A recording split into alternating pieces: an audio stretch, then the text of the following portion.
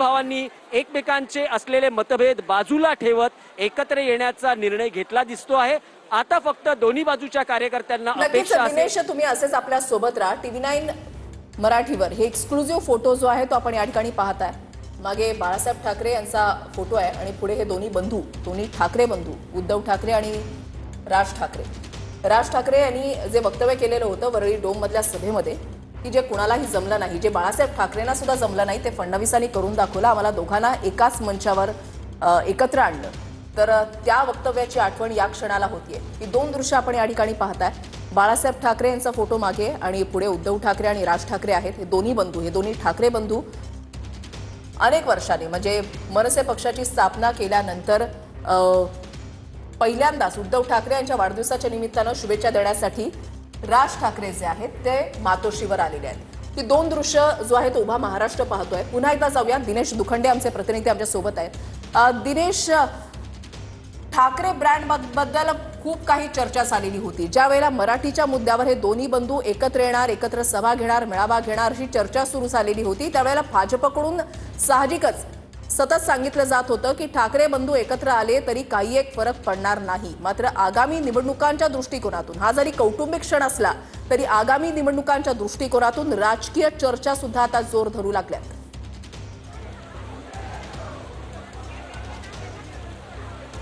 बघा, दोन्ही बंधूंचं यावर एकमत आहे की ठाकरे बंधू राजकीय युतीची इतक्या लवकर घोषणा करणं हे योग्य नाही, कारण ठाकरे बंधूंचे राजकीय प्रतिस्पर्धीही तितकेच तगडे आहेत। आपण बघू शकतो ही सध्याची थेट दृश्य आहेत। उद्धव ठाकरे आणि राज ठाकरे हे मातोश्रीतून बाहेर येत आहेत। त्यांच्याबरोबर दोन्ही पक्षांचे नेते आहेत आणि सगळ्यांना उत्सुकता आहे की हे दोन बंधू उपस्थित कार्यकर्त्यांना नेमका काही मार्गदर्शनपर संदेश देतात का, कारण यापूर्वी आपण बघितलं खूप उत्सुकता आहे दोन्ही बाजूच्या कार्यकर्त्यांना की दोन्ही नेत्यांनी काही एक मोठं वक्तव्य करावं। राज ठाकरे हे निघत आहेत, बाहेर पडत आहेत।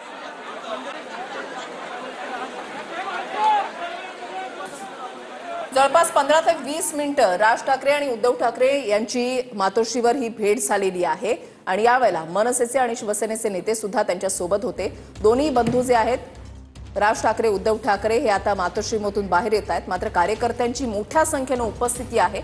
यावेळेला कार्यकर्त्यांना काही ते दोघं संबोधित करतात का किंवा माध्यमांना काही प्रतिक्रिया देतात का हे देखील पाहणं तितकंच महत्त्वाचं आहे। महत्त्वाचं म्हणजे आज उद्धव ठाकरेंच्या वाढदिवसाच्या निमित्तानं युती संदर्भात काही घोषणा केली जाते का तेही पाहणं तितकंच महत्त्वाचं असणार आहे। गेल्या काही दिवसांपासून खरं तर उद्धव ठाकरेंच्या नेत्यांकडून सकारात्मक भूमिका पाहायला मिळत होती। मात्र राज ठाकरेंनी सांगितलं होतं की कोणत्याही कार्यकर्त्यानं पदाधिकाऱ्यांना या संदर्भात उघडपणे बोलू नये, माध्यमांना प्रतिक्रिया देऊ नये, सोशल मीडियावर व्यक्त होऊ नये। मात्र आता या सगळ्या पार्श्वभूमीवर राज ठाकरे सुद्धा काही बोलतात का ते पाहणं महत्त्वाचं असणार आहे।